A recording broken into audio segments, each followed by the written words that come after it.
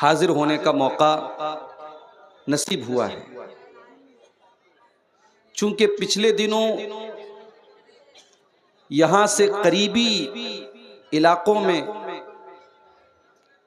कई एक प्रोग्रामों में वादा करने के बावजूद कुछ मजबूरियों की वजह से और इमरजेंसी हालात की वजह से मैं शामिल नहीं हो पाया। चाहे वो मौलाना हनीफ साहब के जरिए लिया गया प्रोग्राम महाराजपुर का प्रोग्राम रहा हो, चाहे वो सिरासिन का प्रोग्राम रहा हो, दिलालपुर के मदरसे का प्रोग्राम हो, बरहेट का प्रोग्राम हो, लगातार 4-5 प्रोग्रामों में कुछ इमरजेंसी हालात की वजह से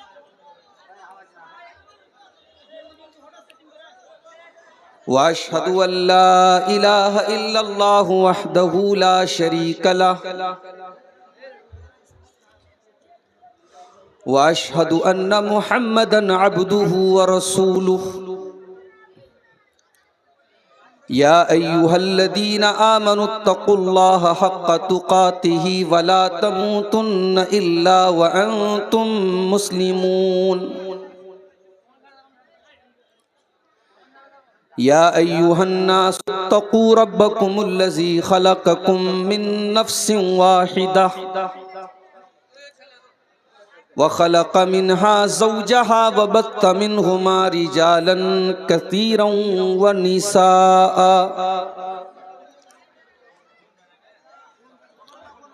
वत्तक़ुल्लाहल्लज़ी तसाअलून बिही वल अरहाम इन्नल्लाहा काना अलैकुम रक़ीबा या अय्युहल्लज़ीना आमनुत्तक़ुल्लाहा वक़ूलू क़ौलन सदीदा युस्लिह लकुम अअमालकुम व यग़फ़िर लकुम ज़ुनूबकुम वमन युतिइल्लाह व रसूलहु फ़क़द फ़ाज़ फ़ौज़न अज़ीमा। अम्मा बाद फ़इन्न ख़ैरल हदीथ किताबुल्लाह व ख़ैरल हदी हदी मुहम्मदिन सल्लल्लाहु अलैहि वसल्लम व शर्रल उमूरि मुहदसातुहा व कुल्ल मुहदसतिन बिदअह व कुल्ल बिदअतिन ज़लालह व कुल्ल ज़लालतिन फिन्नार।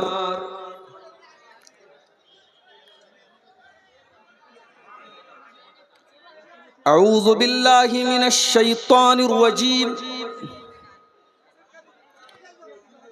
बिस्मिल्लाहिर रहमानिर रहीम।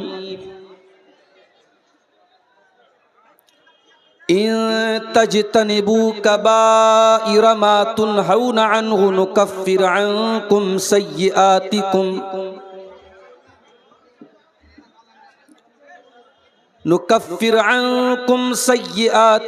व नुदखिलकुम मुदखलन करीमा।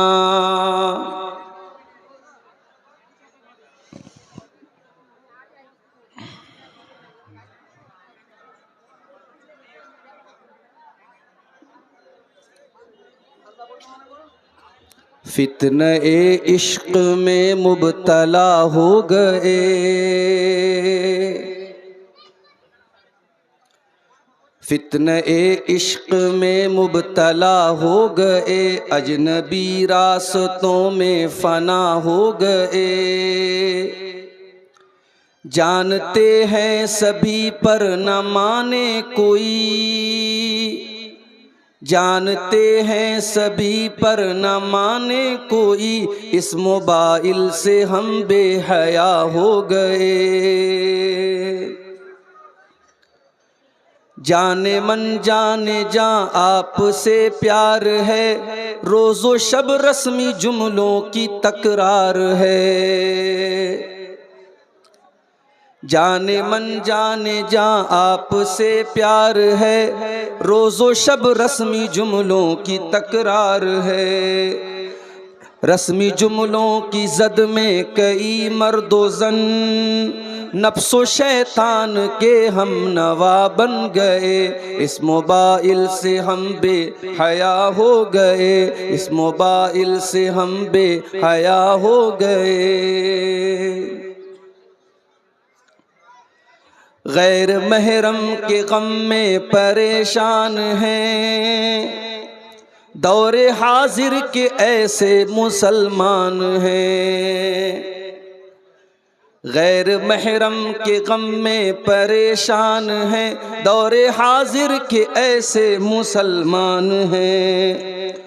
बदनिगाही की गलती को दोहरा के हम, बदनिगाही की गलती को दोहरा के हम अपने हक में ही खुद बद्दुआ हो गए। इस मोबाइल से हम बेहया हो गए, इस मोबाइल से हम बेहया हो गए। हम सफ़र ढूंढने की लगन में मगन, एक दुल्हा बना एक बनी है दुल्हन। हम सफ़र ढूंढने की लगन में मगन, एक दुल्हा बना एक बनी है दुल्हन। ये तसव्वुर की दुनिया के गाफिल मकी,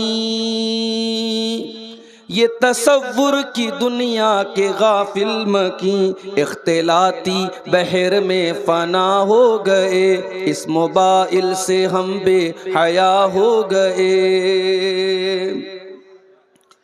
जानते हैं शरीयत में मायूब है, वो ताल्लुक़ हमें आज महबूब है। जानते हैं शरीयत में मायूब है, जानते हैं शरीयत में मायूब है, वो ताल्लुक़ हमें आज महबूब है। इस मोबाइल की लत में कई पारसा, इस मोबाइल की लत में कई पारसा, आलिमो आलिमा क्या से क्या हो गए। इस मोबाइल से हम बेहया हो गए, इस मोबाइल से हम बेहया हो गए। अब तिलावत में क्यों वो हलावत नहीं, बेसुकून दिल में पहले सी राहत नहीं।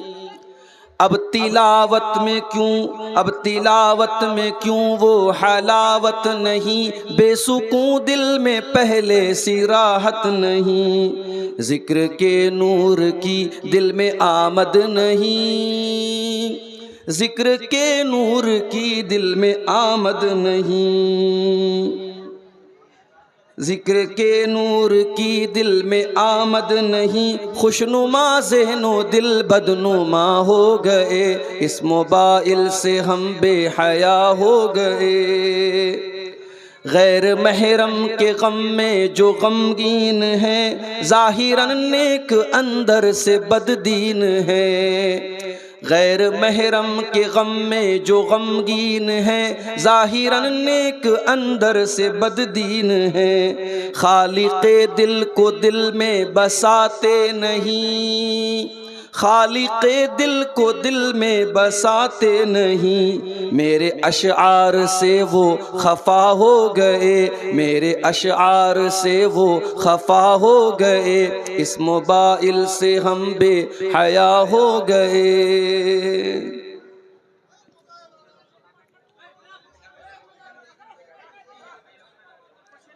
देखिए सामीन को दिक्कत हो रही है, तो ये इन लोगों को या तो नीचे करवा दीजिए, हटा दीजिए।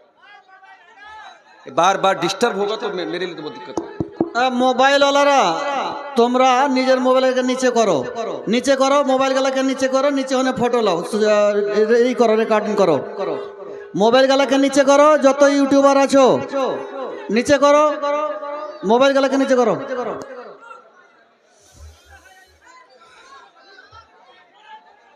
গোলমাল করিয়েন না, গোলমাল করিয়েন না, আমরা তো বলছি। আপনারা হাল্লা করিয়েন না, যেখানে যারা দায়িত্বে আছে তারা বলছে। সবাই বল, কথা বললে অসুবিধা হয়ে যাবে। আপনারা মোবাইলটা একটু নিচে করেন, সবাই উঠেন আর উঠে নিচে করেন, না হলে বন্ধ করে দেওয়া যাবে। নিচে করেন।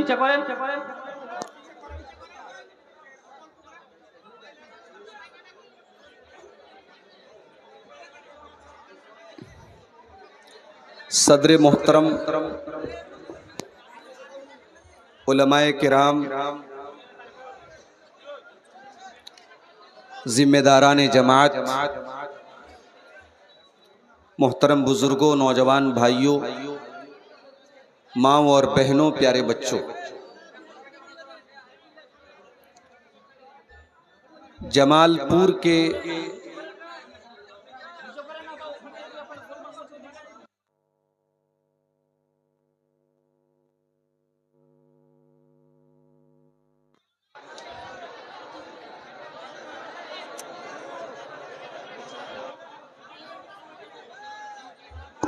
আপনারা গোলমাল করবেন তো জালসাই বেকার হয়ে যাবে।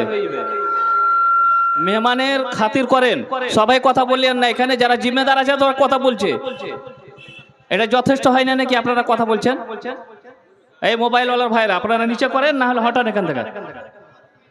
ভলেন্টিয়ার ডাকবো, এখানে হটিয়ে ফেলে দেবে।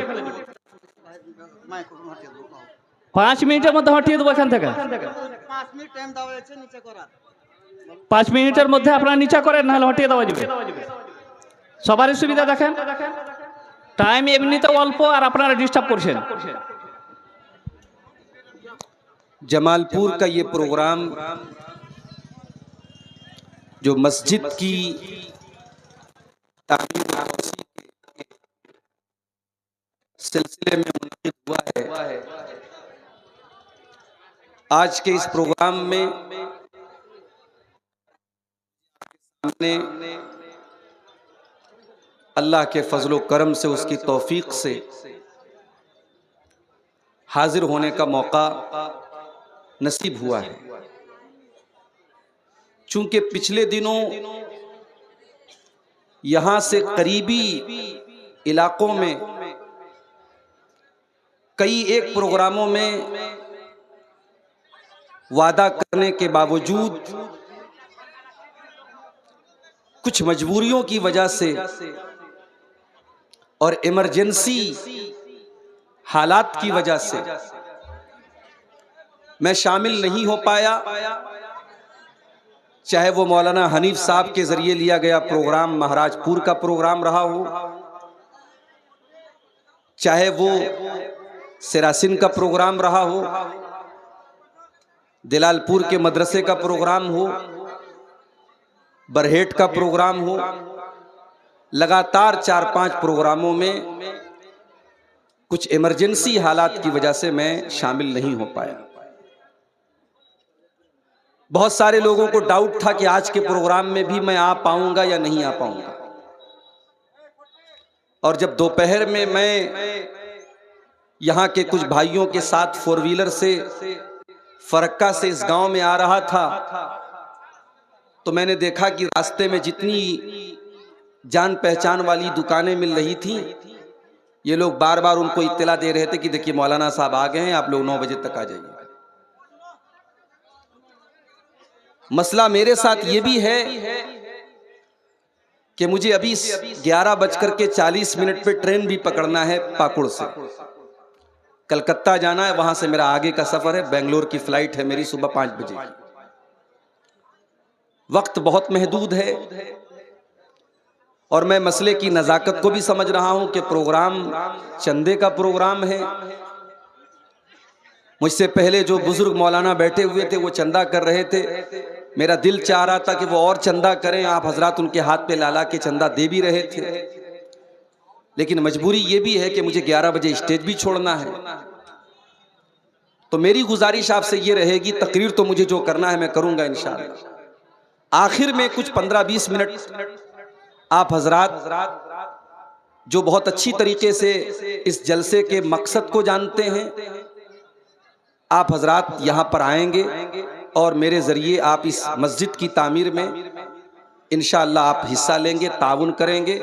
माओ बहनों से भी गुजारिश करूंगा कि आप अपने बच्चों के ज़रिए, अपने गार्जियन के ज़रिए जो भी दान देना है, आपको चंदा देना है, आप भिजवाइएगा, ताकि मकसद पूरा हो। और मुझे जिम्मेदारों ने पर्ची दी है, काफ़ी खर्च है, मस्जिद तंग हो चुकी है और उसकी तौसी करने में तकरीबन 16 लाख का खर्च है ना, तकरीबन 16 लाख का खर्च है। आप हजरात माशाअल्लाह अच्छी तादाद में आज आए हैं। कोशिश ये कीजिए बढ़ चढ़ करके हिस्सा लीजिए। मैं नहीं समझता कि आप इस बारे में अनजान हैं, आप अच्छी तरीके से जानते हैं। मस्जिद में आपका पैसा लगेगा तो वो सदक़े जारिया बनेगा और अल्लाह ताला के घर में आप अगर हिस्सा लेते हैं तो इंशाअल्लाह उसके बदले में जन्नत में आपको घर मिलेगा। अल्लाह ताला हम सबको नेकी के इस रास्ते में आगे बढ़ करके हिस्सा लेने की तौफीक अता फरमाए, आमीन। मेरे भाइयों, रमजान का मुबारक महीना बिल्कुल करीब आ चुका है। मुझे नहीं मालूम कि आज सऊदी अरब में चांद नजर आया कि नहीं आया, कोई मैंने व्हाट्सएप पर अभी खबर नहीं देखी है। हो सकता है कि कल हमारे मुल्क में चांद नजर आ जाए और पहला रोजा हम परसों से इंशाअल्लाह रखें। इस मुबारक महीने के इस्तिकबाल के तौर पर, इसके वेलकम के तौर पर, इसके स्वागत के तौर पर मैं चंद बातें आपके सामने रखना चाहूंगा।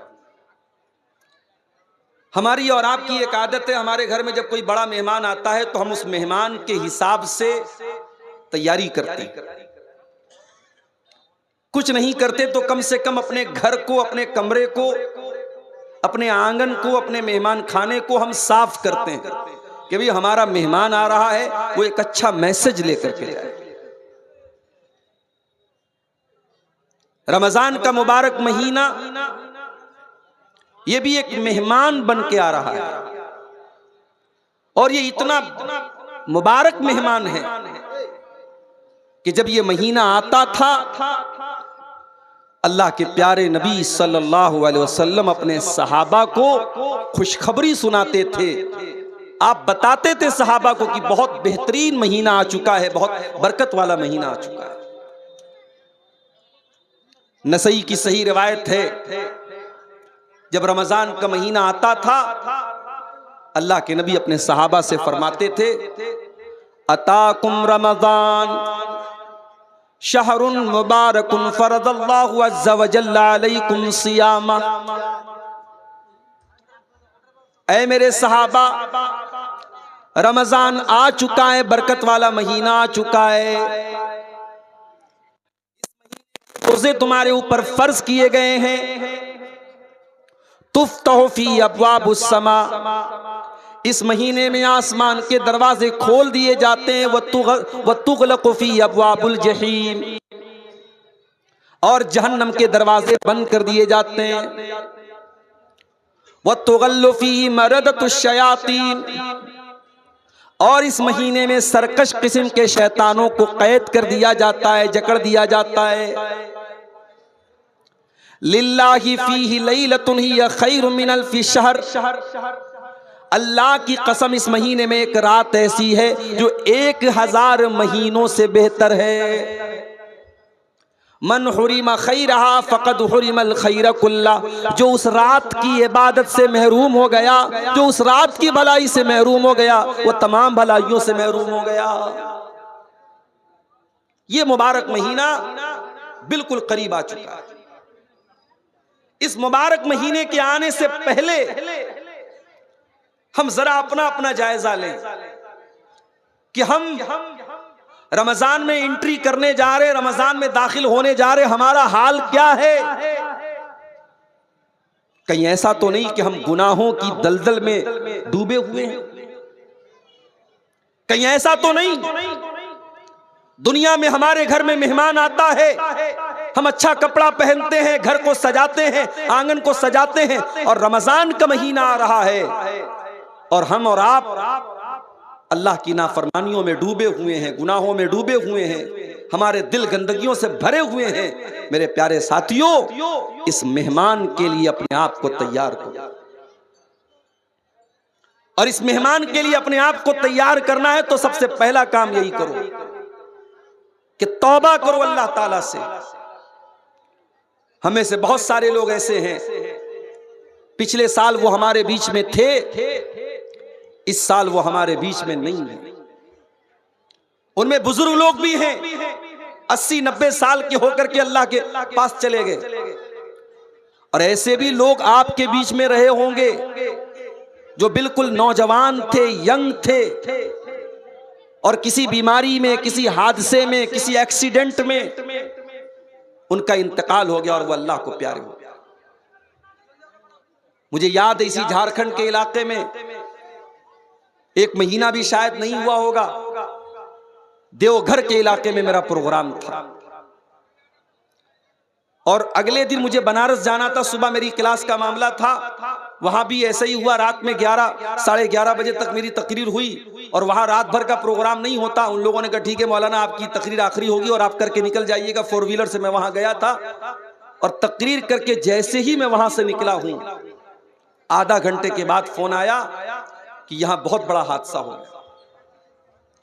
उस प्रोग्राम से तकरीबन 4-5 किलोमीटर की दूरी पर एक गांव था, उस गांव का नाम था नारोडी। उस गांव का एक नौजवान, बिल्कुल यंग 20-22 साल का नौजवान लड़का, वो लड़का प्रोग्राम में आया था, और बाद में जब फोटो मैंने देखा तो मुझे याद आया कि वो लड़का मुझसे मिलने भी आया था। तकरीर के बाद मैं स्टेज से उतरा, मुसाफा भी उसने किया था। वो बाइक से आया था प्रोग्राम में, और प्रोग्राम खत्म होने के बाद जब वो लड़का वापस जाने लगा तो मेन रोड से जब वो मुड़ने लगा है, टर्न करने लगा है, उसने सोचा कि रात का समय है, इंडिकेटर जलाने की क्या जरूरत है। उसने डायरेक्ट गाड़ी को मोड़ा है, इंडिकेटर का उसने कोई इशारा नहीं दिया। पीछे से एक पिकअप ने उसको टक्कर मारी है, और इतनी जोरदार टक्कर मारी, पिकअप अपने आप में एक भारी गाड़ी होती है, उसकी बाइक में जाके वो पिकअप लड़ी है। वो लड़का ऑन द स्पॉट इंतकाल कर गया। छोटे छोटे 2 बच्चे हैं उसके। उसकी बीवी ने नहीं सोचा होगा कि हमारा शौहर जलसे में जा रहा है, वापस नहीं आ पाएगा, उसका जनाजा आएगा, उसकी लाश आएगी। उसके माँ बाप ने नहीं सोचा था कि हमारा बच्चा कुछ देर के बाद हमसे जुदा हो जाएगा।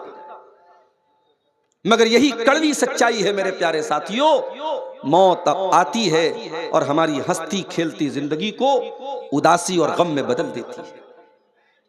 और ये मौत कब आएगी हम नहीं जानते। हम और आप खुश नसीब हैं, अल्लाह ताला हमें एक और रमजान दे रहा है। यकीन मानो, अगर वाकई में हमने रमजान को रमजान की तरह गुजार लिया, इसका हक अदा कर लिया, इसको इबादतों से मामूर कर लिया, इसमें रोजे रखे, इसमें तरावी पढ़ी, इसमें कुरान पढ़ा, इसमें अपने आप को गुनाहों से बचाया, तो हम उन लोगों से बेहतर साबित होंगे अल्लाह ताला के यहाँ जो हमसे पहले दुनिया से चले गए। और उनके मुकाबले में अल्लाह ताला के यहाँ हमारा दर्जा और मकाम इंशाअल्लाह ऊंचा होगा, क्योंकि हमें जिंदगी में एक रमजान और मिल रहा है। नबी अकरम के दौर में एक ही इलाके के 2 लोग ईमान लाते हैं, दोनों साथ में इस्लाम लाते हैं, दोनों साथ में कलमा पढ़ते हैं। दोनों में से एक इंसान दीन के मामले में ज्यादा मेहनती होता है, ज्यादा एक्टिव होता है, ज्यादा फुर्तीला होता है। दूसरा भी दीनदार है लेकिन कम है, अपने भाई की तरह ज्यादा एक्टिव नहीं है, ज्यादा मेहनती नहीं है। जो भाई ज्यादा मेहनत करता था, ज्यादा एक्टिव था, वो अल्लाह की राह में लड़ते लड़ते शहीद हो जाता है, इंतकाल कर जाता है। दूसरा भाई जो उतना ज्यादा मेहनती नहीं था, 1 साल के बाद वो अपनी नेचुरल मौत से इंतकाल करता है, वो शहीद नहीं होता है, वो तबई तरीके से, नेचुरल तरीके से मर जाता है। दोनों भाइयों का इंतकाल हो गया, एक अल्लाह की राह में शहीद हो गया, और 1 साल के बाद दूसरा भाई नॉर्मल तरीके से अल्लाह को प्यारा हो गया, इंतकाल हो गया। अब जरा गौर से सुनिएगा, हदीस के जो रावी हैं हजरत तलहा बिन उबैदुल्लाह, ये वो सहाबी हैं जो 10 सहाबे किराम जिनको नबी ने जन्नती होने की बशारत सुनाई है, जिनको अशरे मुबश्शरा कहा जाता है, उनमें से एक है हजरत तलहा रजी अल्लाह ताला, वो हदीस के रावी हैं। हजरत तलहा कहते हैं कि मैंने ख्वाब देखा कि मैं जन्नत के दरवाजे पर खड़ा हूं। इतने में जन्नत में से एक आने वाला आया, यानी फरिश्ता आया, और उसने उन दो भाइयों में जिसका इंतकाल बाद में हुआ था उसको जन्नत में जाने की इजाजत दे दी। और उसके बाद जो अल्लाह की राह में शहीद हुआ था, जो मेहनती लड़का था, जो मेहनती इंसान था, उसको उसके बाद जन्नत में जाने की इजाजत दी। पहले वो जन्नत में गया जिसका इंतकाल 1 साल के बाद हुआ था, और जो अल्लाह की राह में शहीद हुआ था और मेहनती था, ज्यादा एक्टिव था, वो बाद में जन्नत में गया। और फिर फरिश्ता मेरे पास आया और उसने कहा इन्नका लम यानी लका बादू, अभी तेरे जन्नत में जाने का टाइम नहीं आया है। उसके बाद हजरत तलहा कहते मेरी नींद खुल गई। सुबह मैंने ये ख्वाब जब सहाबा को बताया, लोगों को बताया, तो सहाबा को बड़ी हैरत हुई कि ये कैसे संभव है, ये कैसे पॉसिबल है। एक इंसान दीन के काम में आगे आगे रहता था, मेहनत करता था, अल्लाह की राह में शहीद हो गया था, वो बाद में जन्नत में जा रहा है, और जो उतना ज्यादा मेहनत नहीं करता था वो पहले जन्नत में जा रहा है। ये कैसे पॉसिबल है? जब ये बात अल्लाह के प्यारे नबी जनाब मुहम्मदुर रसूलुल्लाह सल्लल्लाहु अलैहि वसल्लम तक पहुंची, तो आपने सहाबा से पूछा कि किस बात पर तुम्हें हैरत हो? सहाबा ने कहा अल्लाह के नबी, जिसका इंतकाल बाद में हुआ वो पहले जन्नत में कैसे चला गया? ये बात हमको समझ में नहीं आ रही है। अल्लाह की राह में शहीद होने वाला और दीन के काम में ज्यादा मेहनत करने वाला बाद में, और वो इंसान पहले जन्नत में चला गया, ये कैसे हो गया? आपने फरमाया सुनो, अलैसा क़द मकस बादहु सनतन, जिसका इंतकाल बाद में हुआ था, क्या उसको 1 साल और ज्यादा नहीं मिला जिंदगी में? साहबा ने कहा 1 साल उसको ज्यादा मिला। अलैसा क़द अद्रक रमजान, क्या उसको जिंदगी में 1 रमजान और ज्यादा नहीं मिला? हाँ अल्लाह के नबी, उसको 1 रमजान और ज्यादा मिला। वसल्ला फी सनतिन मिन सज्दति कज़ा व कज़ा, और साल भर में उसने इतनी ज्यादा नमाजें अपने भाई के मुकाबले में ज्यादा पढ़ी कि नहीं पढ़ी? हाँ अल्लाह के नबी, उसने 1 साल की ज्यादा नमाजें पढ़ी। आपने फरमाया फमा बैनहुमा अबअदु मिम्मा बैनल अर्दि वस्समा, दोनों के मकाम और मर्तबे के बीच में उतनी ही दूरी है जितनी जमीन और आसमान के बीच में दूरी है। अल्लाहु अकबर। 1 साल बाद मरने वाला इंसान अपने भाई से मकाम और मर्तबे में इतना दूर है, इतना बड़ा उसका मकाम है जितना जमीन और आसमान के बीच का फासला और गैपिंग है। मेरे प्यारे साथी, हम और आप वो खुशनसीब लोग हैं मेरे साथी, हमें जिंदगी में 1 रमजान और मिलने जा रहा है। दुआ कीजिए, और सहाबा भी ये दुआ करते थे, अल्लाहुम्मा सल्लिम लना, अल्लाहुम्मा सल्लिमना ले रमजान, ऐ अल्लाह तू रमजान तक हमको सलामत रख, व सल्लिम लना रमजान, और रमजान को सलामती वाला हमारे लिए बना दे, व तसल्लम हो मिन्ना मुतकब्बला, और रमजान में हम जो इबादत करें ऐ अल्लाह तू उसको कबूल फरमा ले। ये सहाबा की दुआ थी, ये ताबईन की दुआ थी। मेरे साथियों, आओ दुआ करें हम, अल्लाह ताला हमको सेहत के साथ, सलामती के साथ रमजान के महीने को गुजारने की तौफीक अता फरमाए। देखिए बीच बीच में माहौल मैं देख रहा हूं कि कहीं से कुछ शोर होने लगता है, कोई आवाज आने लगती है। आप सुकून से तकरीर सुने। मैं बहुत लंबी तकरीर आज कर नहीं पाऊंगा, मेरे पास टाइम भी कम है, आखिर में चंदा भी करना है। आप सुकून से सुने, इंशाअल्लाह जो बातें आपके सामने बयान होंगी बहुत अहम बातें और काम की बातें आपके सामने आएंगी। आप मजलिस का जो वकार है, सुकून है, आप बहुत सीरियस होकर सुन रहे हैं, इसको बाकी रखिए। मेरे भाइयों, मैंने जो आयत आपके सामने खुतबे में पढ़ी थी वो सूरह निसा की आयत थी।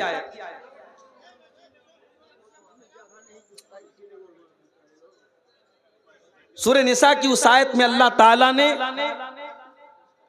ईमान वालों से एक वादा किया है। जरा उस वादे को देखिए, अल्लाह ने क्या वादा किया। इन तजतनिबू कबाइर मा तुनहूना अन्हु,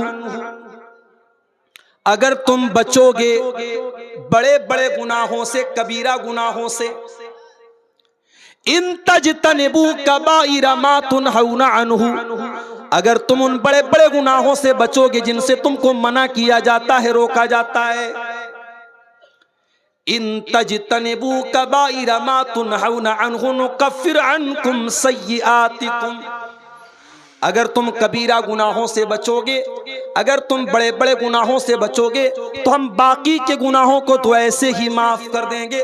वनुदखिलकुम मुदखलन करीमा, और हम तुमको बेहतरीन जगह में दाखिल करेंगे, जन्नत में दाखिल करेंगे, हम तुमको जन्नती बना देंगे अगर तुम कबीरा गुनाहों से बचोगे। सवाल ये पैदा होता है कबीरा गुनाह किसको कहते हैं? अभी रुक जाइए, कबीरा गुनाह किसको कहते हैं इसका मतलब हम अभी आपको समझाएंगे। आइए एक और आयत देखते हैं, कुरान के 27वें पारे की सूरह नज्म की आयत। अल्लज़ीना यजतनिबूना कबाइरल इस्मि वल फवाहिश इल्लल लमम, अल्लाह के नेक बंदे वो होते हैं जो कबीरा गुनाहों से और गंदे कामों से बचते हैं, जो जिना से बचते हैं, जो बदकारी से बचते हैं, जो फहश कामों से, वल्गर कामों से, अश्लील कामों से बचते हैं।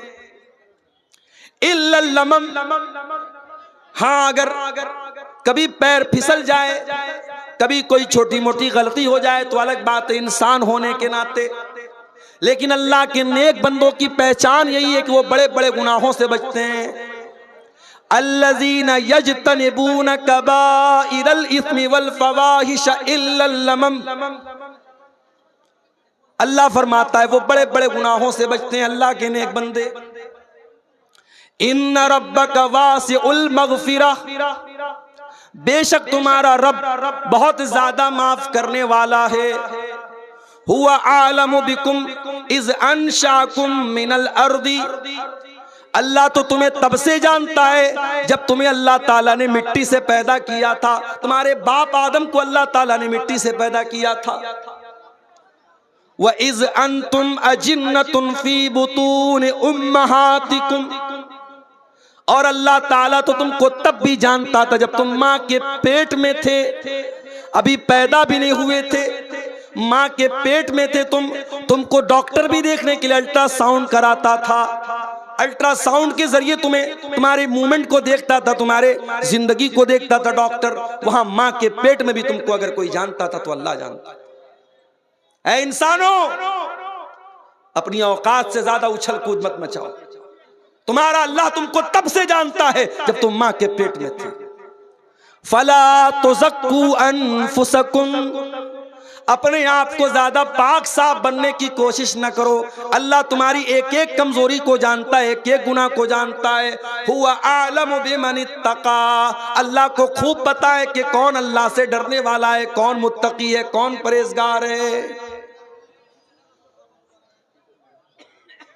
दो आयतें मैंने आपके सामने पढ़ी, एक सूरह नज्म की आयत पढ़ी और एक सूरह निसा की आयत। इन दोनों आयतों में कॉमन बात क्या मिली कि अल्लाह के जो नेक बंदे होते हैं वो कबीरा गुनाहों से बचते हैं। सवाल ये पैदा होता है कबीरा गुनाह किसको कहते हैं? तो नोट कर लीजिए कि कबीरा गुनाह उन गुनाहों को कहा जाता है जिनको शरीयत में,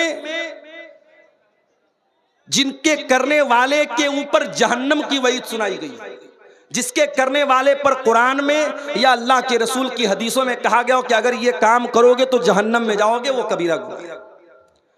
या उस काम पर अजाब की वईद आई हो कि अजाब मिलेगा तुमको, या उस काम के करने वाले पर शरीयत में हद जारी की गई हो। मिसाल के तौर पे जिना है, अगर कुंवारा लड़का लड़की जिना करेगा 100 कोड़े मारे जाएंगे और 1 साल के लिए शहर से निकाला जाएगा। शादीशुदा अगर जिना करेगा उसको पत्थरों से मार मार के खत्म किया जाएगा। चोरी करने वाले का हाथ काटा जाएगा। तो जिस गुनाह पर शरीयत में हद जारी की गई हो, सजा मुकर्रर की गई हो, वो गुनाह भी कबीरा गुनाह है। तो जिस गुनाह पर अजाब की या जहन्नम की वईद सुनाई गई हो, या जिस गुनाह पर शरीयत में हद जारी की गई हो, उस गुनाह को गुनाह कबीरा कहा जाता है। और अल्लाह कह रहा है कि अगर तुम कबीरा गुनाहों से बचोगे तो बाकी गुनाहों को हम ऑटोमेटिक माफ कर देंगे। अब सवाल ये पैदा होता है कि कौन कौन से गुनाह ऐसे हैं जो कबीरा गुनाह है। बहुत सारे ऐसे गुनाह हैं और 1-1.5 घंटे की, 1.25 घंटे की तकरीर में उन सारे गुनाहों को आपके सामने बयान नहीं किया जा सकता। उलमा ने मोटी मोटी किताबें लिखी हैं। कभी मौका मिले तो पढ़ो मेरे प्यारे साथियों। अगर फेसबुक से और इंस्टाग्राम से और सोशल मीडिया पर वाहियात चीजों को देखने से अगर मौका मिले तो कम से कम कुछ मुताला कर लो, कुछ स्टडी कर लो, कुछ पढ़ लो। और ये तो हमारे बड़े काम की चीजें और हमारी आखिरत की नजात इससे जुड़ी है कि हम जाने कि वो कौन से गुनाह हैं जो कबीरा गुनाह है, ताकि उन गुनाहों से हम अपने आप को, अपने दामन को बचा लें। तो सारे गुनाहों को तो बयान नहीं किया जा सकता, चंद मोटी मोटी चीजों को, चंद अहम चीजों को जिनको शरीयत में कबीरा गुनाह कहा गया है, आज की तकरीर में मैं बयान करूंगा और उसके बाद आपसे इजाजत ले लूंगा। सबसे बड़ा गुनाह, कबीरा गुनाहों में भी सबसे बड़ा गुनाह, अकबरुल कबाइर कौन सा गुनाह है? चलो भाई जमालपुर वालों, चलो आपका एक इंटरव्यू ले लेते हैं, बताओ कौन सा गुनाह है? शिर्क करना। अकबरुल कबाइर, तमाम कबीरा गुनाहों में सबसे बड़ा गुनाह क्या है? अल्लाह के साथ शिर्क करना। क्या मतलब अल्लाह के साथ शिर्क करना? अल्लाह के साथ शिर्क करने का मतलब यह है कि अल्लाह ताला का हक किसी और को दे देना। जो काम अल्लाह ताला के लिए करना जायज है, वो काम किसी और के लिए करना। मिसाल के तौर पे अल्लाह के अलावा किसी और से दुआ करना, अल्लाह के सिवा किसी और के नाम से जानवर ज़बाह करना, अल्लाह के सिवा किसी और के आगे सजदा करना, अल्लाह के सिवा किसी और के बारे में ये अकीदा रखना कि ये मेरी बिगड़ी बना देगा, ये मेरी बीमारी दूर कर देगा, ये मेरी तकलीफ दूर कर देगा, ये मेरा दुख दूर कर देगा, ये शिर्क है। और ये शिर्क कितना बड़ा गुनाह है, आइए कुरान खोलते हैं। इन्नल्लाह ला यगफिरु अन युशरक बिही व यगफिरु मा दून ज़ालिका लिमन यशा। अल्लाह ताला शिर्क को माफ नहीं करेगा। शिर्क से छोटे जो गुनाह हैं, शिर्क से कमतर जो गुनाह हैं, वो तो अल्लाह ताला क्या माफ हो जाएंगे, शिर्क माफ होने वाला नहीं है। इन्नहु मन युशरिक बिल्लाहि फ़क़द हर्रमल्लाहु अलैहिल जन्नह। जो अल्लाह के साथ शिर्क करेगा, अल्लाह ताला ने उसके ऊपर जन्नत को हराम कर दिया है। व मअवाहुन नार, उसका ठिकाना जहन्नम है। व मा लिज़्ज़ालिमीन मिन अंसार, और शिर्क करने वालों का अल्लाह ताला क्या कोई मददगार नहीं होगा, कोई साथ देने वाला नहीं होगा। इतना खतरनाक गुनाह है शिर्क। अल्लाह ने कुरान में सूरह अनाम के अंदर 18 नबियों का जिक्र करने के बाद फरमाया, वलौ अशरकू लहबिता अन्हुम मा कानू यामलून। अगर हमारे ये 18 नबियों ने भी अगर शिर्क किया होता, इनकी सारी नेकियां बर्बाद हो गई होती। सबसे बड़ा गुनाह शिर्क करना। अल्लाह कुरान में अपने नबी से कहता है, वलक़द ऊहिया इलैका व इलल्लज़ीना मिन क़ब्लिका लइन अशरकत लयहबतन्न अमलुक व लतकूनन्न मिनल ख़ासिरीन। ऐ मेरे हबीब, अगर आपने भी शिर्क कर दिया तो आपके भी तमाम के तमाम अमल बर्बाद हो जाएंगे और आप भी खसारा उठाने वालों में से हो जाएंगे। शिर्क से अपने आप को बचाओ मेरे साथ। आज मैं इस इलाके में बैठा हूं और खुशी के साथ ये कहता हूं कि ये वो इलाका है जहां आपको शिर्क के अड्डे बहुत कम मिलेंगे, ना के बराबर। एक बड़ी तादाद हमारे उन भाइयों की है जो कुरान और हदीस को फॉलो करते हैं, जो शिर्क और बिदअत से दूर है। बहुत खुशी की बात है और बहुत खुशी की बात है मेरे साथ। आप यकीन नहीं करेंगे, मेरे पास ऐसे भी फोन आते हैं कि मौलाना साहब मैं फला इलाके में रहता हूं, मेरे घर से करीब में कोई ऐसी मस्जिद नहीं है जहां सही तरीके से नमाज पढ़ी जाती है। मस्जिदें हैं, सुन्नत के खिलाफ नमाज पढ़ी जाती है, मस्जिद के अंदर कब्र है, मजार है, सजदा होता है, शिर्क होता है। हमारा दिल गवारा नहीं करता उस मस्जिद में नमाज पढ़ने के लिए, हम क्या करें। आज आपके घर से चंद कदम की दूरी पर मस्जिद है और आप सुकून के साथ सुन्नत के तरीके पर नमाज पढ़ते हैं, ये बहुत बड़ी बात है मेरे साथियों। बहुत सारे लोग इस नेमत से महरूम हैं। अगर अल्लाह ताला ने आपको ऐसे माहौल में पैदा किया है कि आप अल्लाह की तौहीद पर हैं, अल्लाह का शुक्र अदा कीजिए। बहुत सारे लोग इस नेमत से महरूम हैं। मेरे प्यारे साथियों, इस तौहीद की नेमत की कदर कीजिए और मरते दम तक शिर्क से अपने दामन को बचाइए और अपने बच्चों को भी बचाइए।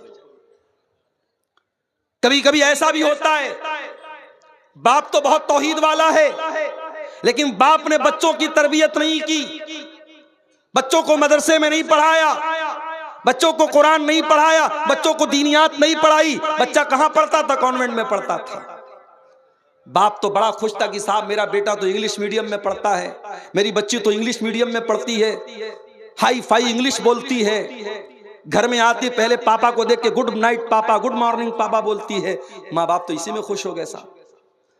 जरा से 4 अंग्रेजी के जुमले क्या बच्चे ने बोल दिए, आप तो खुश हो गए। मगर ये अंग्रेजी के चंद जुमले जो आपके बच्चे ने सीखे हैं कि इतने भारी पड़ जाएंगे आपके ऊपर जब ये बच्चा बड़ा होगा और वो अल्लाह की तौहीद से दूर होगा। और आज इसी पाकुड़ के इलाके से मेरे पास व्हाट्सएप पर मैसेज आया कि मौलाना जरा इस पर भी आप बोलिएगा। आज कई लड़कियों की आईडी है, मुसलमान लड़कियों की आईडी है, और आपके इसी पाकुड़ बरहरवा फरक्का इस पूरे बेल्ट से ताल्लुक रखने वाली वो लड़कियां हैं, उनके बॉयफ्रेंड कौन हैं, उनके सोशल मीडिया पर उनकी दोस्ती किससे है, गैर मुस्लिम लड़कों से है, और उनके साथ उनका उठना बैठना और उनके साथ दोस्ती करना, घूमना फिरना हो रहा है। काफिर और मुशरिक लड़कों के साथ वो लड़कियां घूम रही हैं, फिर रही हैं, जिना कर रही हैं, बदकारी कर रही हैं, और यहां तक कि वो लड़कियां बाद में अपने उन बॉयफ्रेंड के साथ शादी करती हैं और इस्लाम को छोड़ करके मुर्तद हो जाती। ये क्यों हो रहा है मेरे साथियों? ये इसीलिए हो रहा है कि आपकी आने वाली नस्ल इसको मालूम ही नहीं कि ईमान क्या है। उसके पूरे सिलेबस में कहीं ईमान नहीं है। उसने इंग्लिश तो पढ़ी, उसने मैथमेटिक्स तो पढ़ी, उसने साइंस तो पढ़ी, उसने जियोग्राफी तो पढ़ी, उसने मेडिकल की तालीम तो हासिल की, वो इंजीनियर तो बन गया, वो लॉयर तो बन गया, वो उसने MBA तो कर लिया, उसने दुनिया के सारे उलूम हासिल कर लिए, मगर उसे ये नहीं पता तेरा रब कौन है, तेरे नबी कौन है, तेरा दीन क्या है। कब्र में यही 3 सवाल तो होगा, तेरा रब कौन, तेरे नबी कौन, तेरा दीन क्या। और इन तीनों सवालों का जवाब, माफ कीजिएगा, मैथमेटिक्स की बहुत अहमियत है मगर उसकी किताबों में इसका जवाब नहीं मिलेगा। साइंस बहुत इंपॉर्टेंट है मगर साइंस की किताबों में इन तीनों सवालों का जवाब नहीं मिलेगा। इन तीनों सवालों का जवाब कहां मिलेगा? अल्लाह के नबी फरमाते हैं, जब मोमिन बंदा जवाब देगा, रब्बी अल्लाह, मेरा रब अल्लाह है, दीनी अल इस्लाम, मेरा दीन इस्लाम है, मेरे नबी मोहम्मद सल्लल्लाहु अलैहि वसल्लम है, फरिश्ता पूछेगा कि तुझे इन तीनों सवालों का जवाब कैसे पता चला?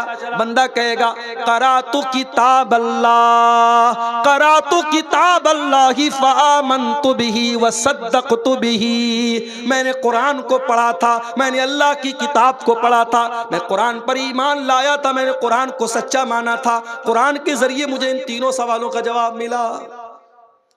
आपकी नौजवान नस्ल कुरान से दूर है मेरे साथ। वही नौजवान नस्ल जो हर मिनट पर व्हाट्सएप खोलती है, हर 10 मिनट पर चेक करती है कि फेसबुक पर मुझे कितने लाइक मिले, हर 5 मिनट पर चेक करती है इंस्टाग्राम पर मेरी पोस्ट को कितने लोगों ने पसंद किया। आपकी वही नौजवान नस्ल कुरान को कभी खोल के नहीं पढ़ती। साल साल भर कुरान रखा रह जाता है, घर में धूल खाता है, कोई पढ़ने वाला नहीं।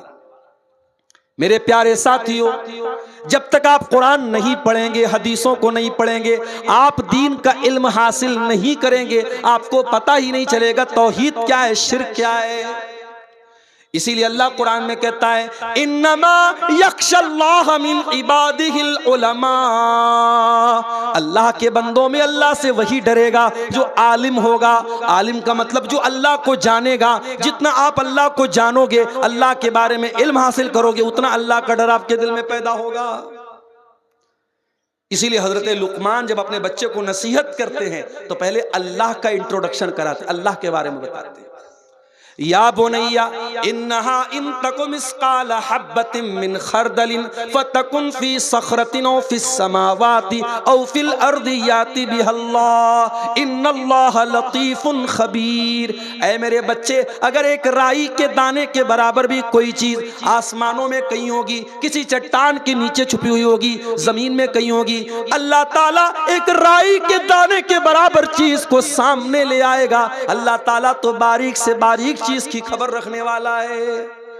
जो अल्लाह राई के दाने के बराबर चीज को सामने ले आएगा, उसे पता नहीं कि गूगल क्रोम की हिस्ट्री आपने डिलीट कर दी, उसे मालूम नहीं कि आपने व्हाट्सएप की चैटिंग को क्लियर कर दिया, उसे मालूम नहीं कि आपकी आंखों ने क्या देखा, आपकी उंगलियों ने क्या टच किया, आपके कानों ने क्या सुना। अल्लाह को सब पता है मेरे प्यारे साथियों। इसलिए अल्लाह को जानो। अल्लाह को जितना जानोगे, अल्लाह की उतनी मोहब्बत आपके दिल में पैदा होगी और अल्लाह का डर आपके दिल में पैदा होगा। तो पहला गुनाह क्या है? अल्लाह के साथ शिर्क करना। आज एक बड़ा तबका उम्मत का शिर्क कर रहा है। कब्रों पे सजदा हो रहा है, पीरों के आगे सजदा हो रहा है, बुजुर्गों के आगे सजदा हो रहा है, गले में लाल काले पीले धागे डाले जा रहे हैं, पैर में धागा पहना जा रहा है, पेट पे धागा पहना जा रहा है, और ये अकीदा रखा जाता है कि जब तक ये धागा मैं पहने हूं मैं बीमार नहीं पड़ूंगा, मुझे नजर नहीं लगेगी। ये शिर्क है, और शिर्क अल्लाह ताला क्या माफ होने वाला गुनाह नहीं है मेरे प्यारे साथी। इसीलिए शायर कहता है, वो दी जिससे तौहीद फैली जहां में, वो दी जिससे तौहीद फैली जहां में, वो बदला गया आके हिंदोसिता में। जिस दीन के जरिए तौहीद फैली थी, वो दीन आकर के हिंदुस्तान में बदल गया, और हिंदुस्तान में उस दीन के मानने वाले कब्र परस्त बन गए, बुजुर्गों के आगे सजदा करने वाले बन गए, तावीज पहनने वाले बन गए, अल्लाह को छोड़ करके गैरुल्लाह की इबादत करने वाले बन गए। इसीलिए मौलाना हाली कहते हैं, करे गैर गरबुत की पूजा तो काफिर, कवाकिब में माने करिश्मा तो काफिर, झुके आग पर बहरे सजदा तो काफिर, जो ठहराए बेटा खुदा का तो काफिर, मगर मोमिनों पर कुशादा है राहें, परस्तिश करें शौक से जिसकी चाहें, नबी को जो चाहे खुदा कर दिखाएं, इमामों का रुतबा नबी से बढ़ाएं, मज़ारों पे जा जा के नजरें चढ़ाएं, शहीदों से जा जा के मांगे दुआएं, न तौहीद में कुछ फर्क इससे आवे, न इस्लाम बिगड़े न ईमान जावे। मुसलमान शिर्क कर रहा है, और मुसलमान ये सोचता है कि साहब मैं तो कलमा पढ़ता हूं, मेरा शिर्क तो शिर्क नहीं है। नहीं, अल्लाह का कानून एक है मेरे प्यारे साथ। इसीलिए इब्राहीम अलैहिस्सलाम अल्लाह की बारगाह में दुआ करते हैं, व जुनुबनी व बनिया अन नाबुदल असनाम, आय अल्लाह तो मुझे भी शिर्क से बचाना, और मेरी आने वाली नस्लों को भी तो शिर्क से बचाना, मेरी औलाद को भी तो शिर्क से बचाना। तो ये पहला गुनाह है, कबीरा गुनाह। कौन सा? शिर्क। अल्लाह ताला हम सबको शिर्क से बचने की तौफीक अता फरमाए। दूसरा गुनाह, दूसरा बड़ा गुनाह, किसी बेकसूर को कत्ल करना, किसी निर्दोष की हत्या करना। वला तक़्तुलुन नफ्सल्लती हर्रमल्लाहु इल्ला बिल हक़्क़ि, किसी इंसान को कत्ल न करो जिसकी जान को अल्लाह ताला ने हराम करार दिया है। हाँ, उसको कत्ल किया जा सकता है जिसको कत्ल करने का हक है, जिसको कत्ल करने की शरीयत में परमिशन दी गई है। किसको कत्ल करने की परमिशन दी गई है? अल्लाह के नबी फरमाते हैं, 3 लोग ऐसे हैं जिनको कत्ल करने की शरीयत में इजाजत दी गई है। अस्सय्यिबुज़्ज़ानी, एक वो इंसान है जो शादीशुदा है और ज़िनाकार है, उसकी शरीयत में सजा क्या है? सजाए मौत है। नंबर 2, वल मुफारिक़ु लिदीनिही, इस्लामी हुकूमत के अंदर कोई मुर्तद हो जाए, कोई मुर्तद हो जाए, मुसलमान था काफिर हो जाए, और इस्लामी हुकूमत है तो उसकी भी सजा सजाए मौत है। वन नफ्सु बिन नफ्सी, और जान के बदले जान है। अगर कोई किसी का मर्डर कर दे, किसी को कत्ल कर दे, तो कातिल को भी क़िसास के तौर पे कत्ल किया जाएगा। हाँ, अगर जिसको कत्ल किया गया उसके घर वाले, उसके गार्जियन अगर माफ कर दे तो अलग बात है, वरना कातिल की सजा सजाए मौत है। तो कत्ल करना ये दूसरा बड़ा गुनाह है। अब अगर किसी को लगता है कि इस्लाम आतंकवाद का धर्म है, तो उसे कुरान की इन आयतों को पढ़ लेना चाहिए। इस्लाम तो किसी एक इंसान को भी कत्ल करने की इजाजत नहीं देता।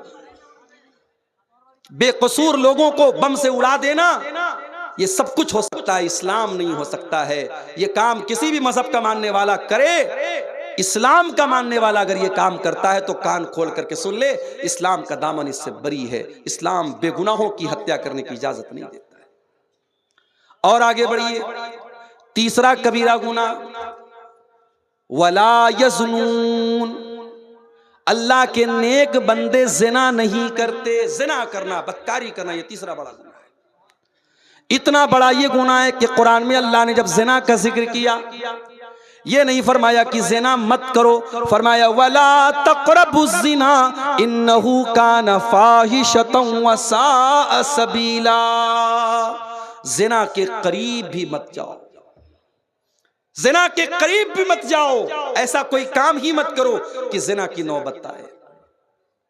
इसीलिए जब औरत घर से निकले, इस्लाम ने हुक्म दिया वो पर्दे में निकले। या अय्युहन नबिय्यु कुल अज़वाजिका व बनातिका व निसाइल मुमिनीना युदनीना अलैहिन्ना मिन जलाबीबिहिन्ना ज़ालिका अदना अन युरफ़ना फला युज़ैन।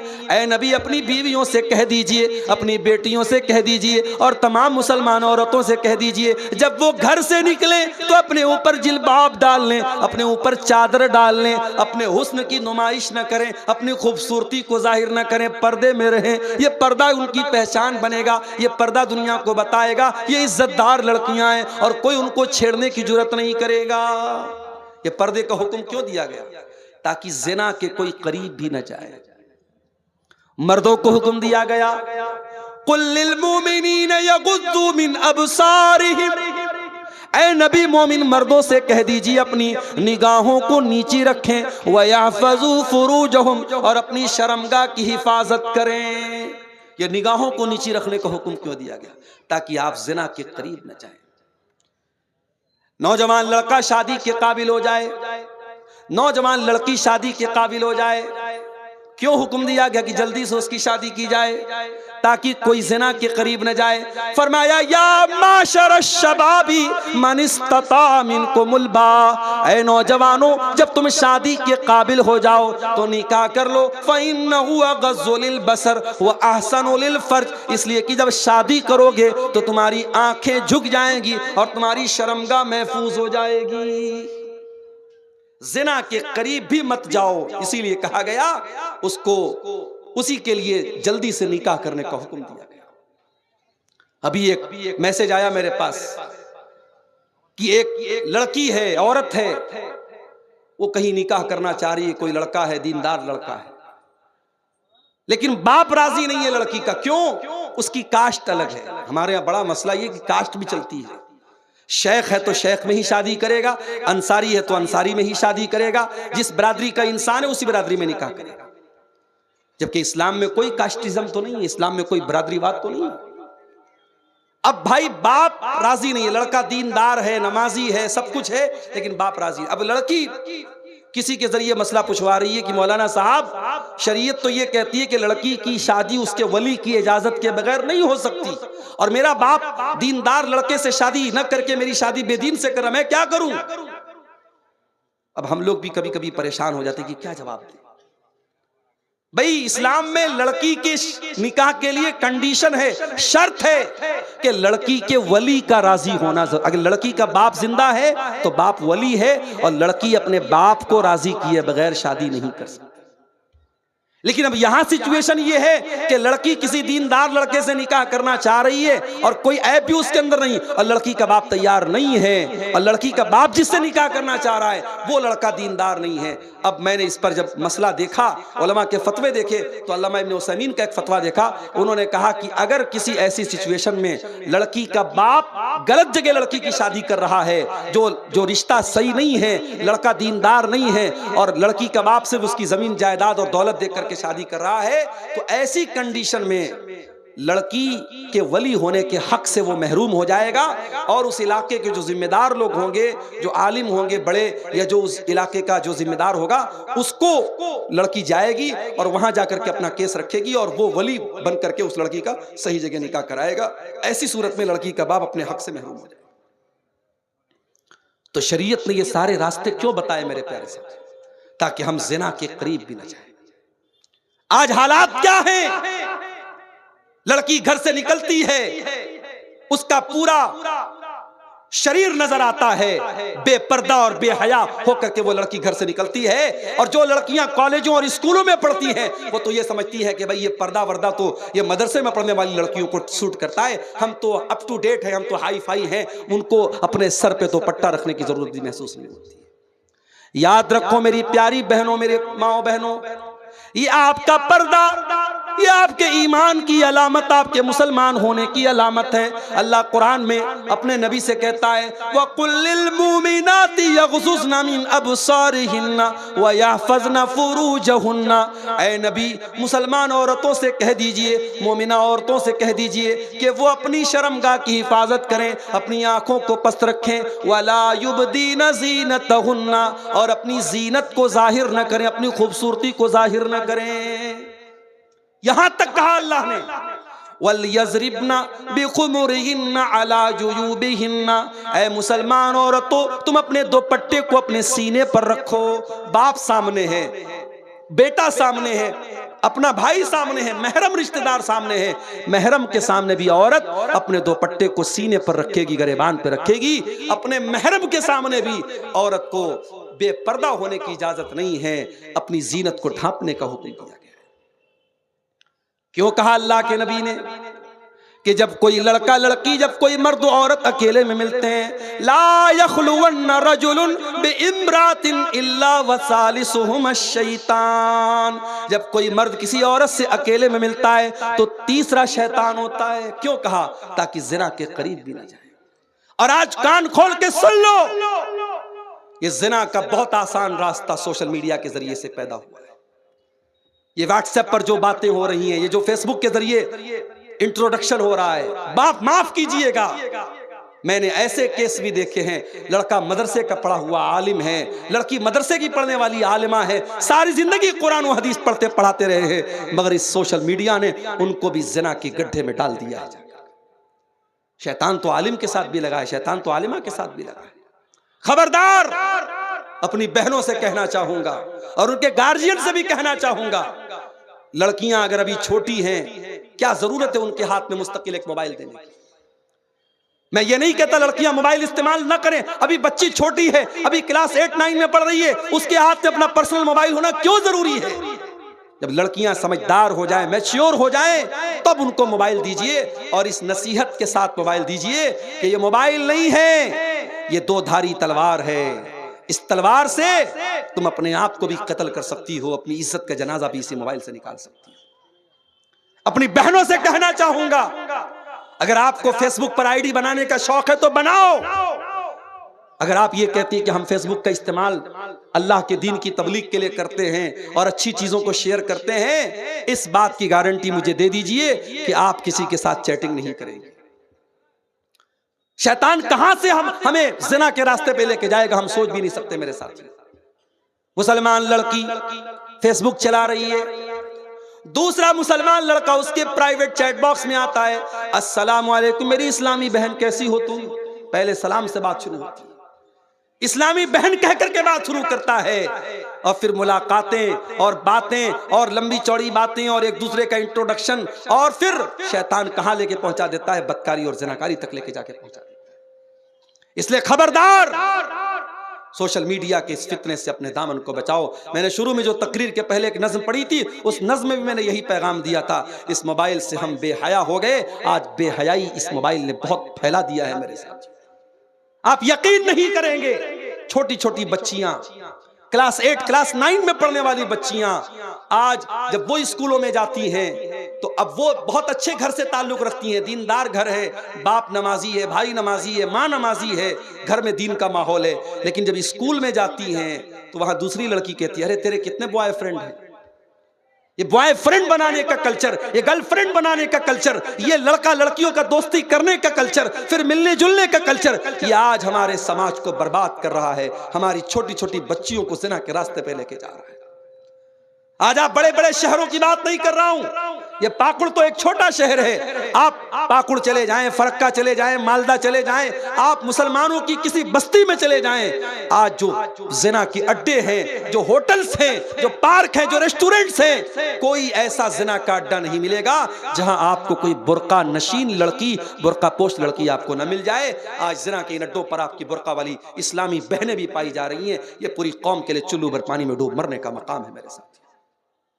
वला तक़रबुज़्ज़िना, ऐ मेरे बंदो तुम जिना के करीब भी न जाना। नबी अकरम को ख्वाब में वो मंजर दिखाया गया।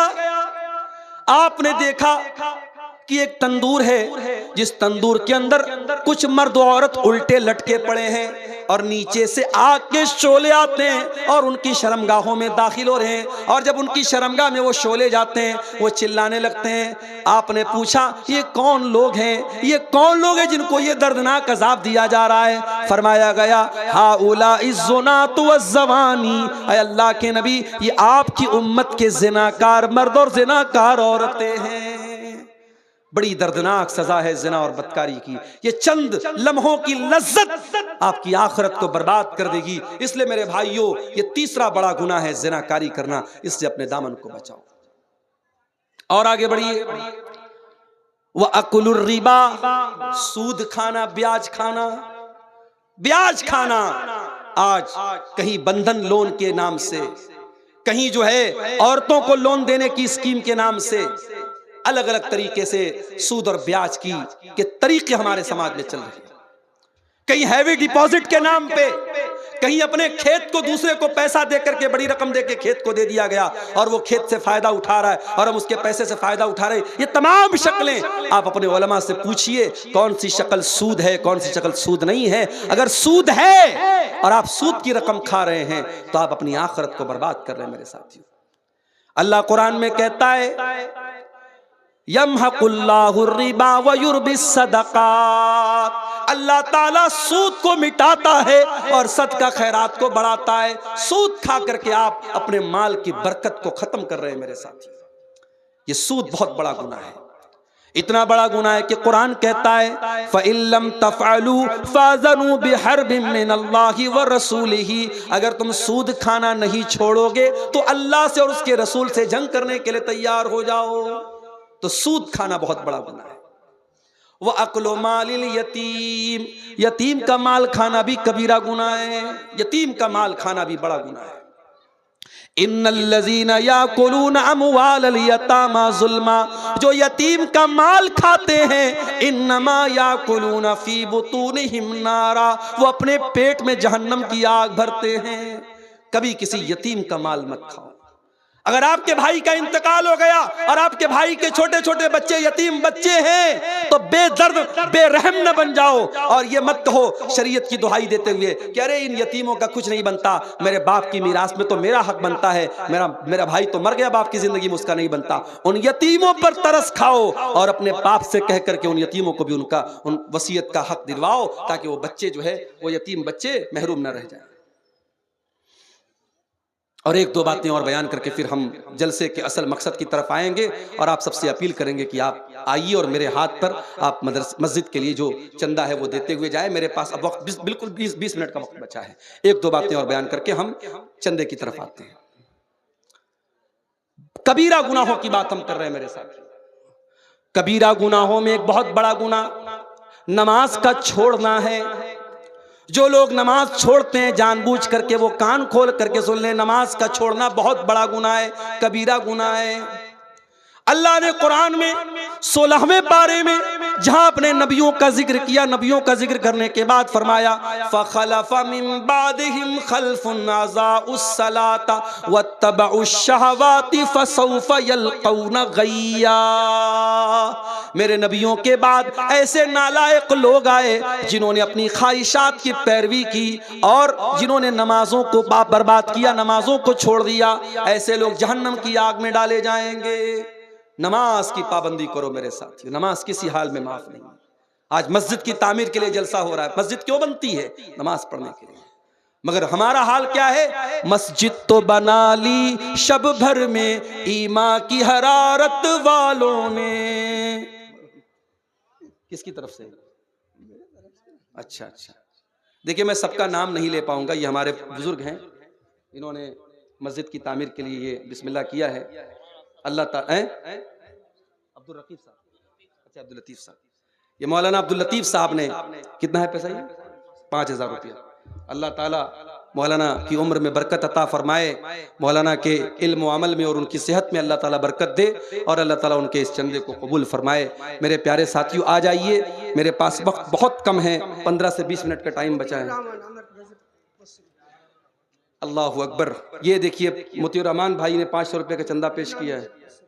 ये किसी बेनाम साहब ने, साहिब खैर ने 500 और 1,000 का चंदा पेश किया है। रब्बुल आलमीन आप सबके चंदे को कबूल फरमाए। आलम माशाअल्लाह, आलम भाई ने 10,000 रुपया मस्जिद के लिए ताउन पेश किया है। अल्लाह ताला आलम भाई के इस चंदे को कबूल फरमाए, उनके माल में बरकत दे। भाइयों आओ आगे बढ़ो, ये अल्लाह के घर का मामला है, अल्लाह का घर आपको दावत दे रहा है, बुला रहा है। आप मोहब्बत करते हैं अगर मस्जिद से, दीन से, उलमा से, आप आगे बढ़िए और बढ़ चढ़ करके इसमें हिस्सा लीजिए। माशाअल्लाह ये हमारे मुस्तफीज भाई हैं, इन्होंने अपने वालिद की तरफ से ये 500 रुपये का चंदा पेश किया है। वालेकुम सलाम। अल्लाह ताला आपके इस चंदे को 500 रुपये चंदा आपने पेश किया है, अल्लाह कबूल फरमाए। और ये हफीजुर रहमान साहब हैं, इन्होंने 100 रुपये का चंदा पेश किया है। अल्लाह ताला इनके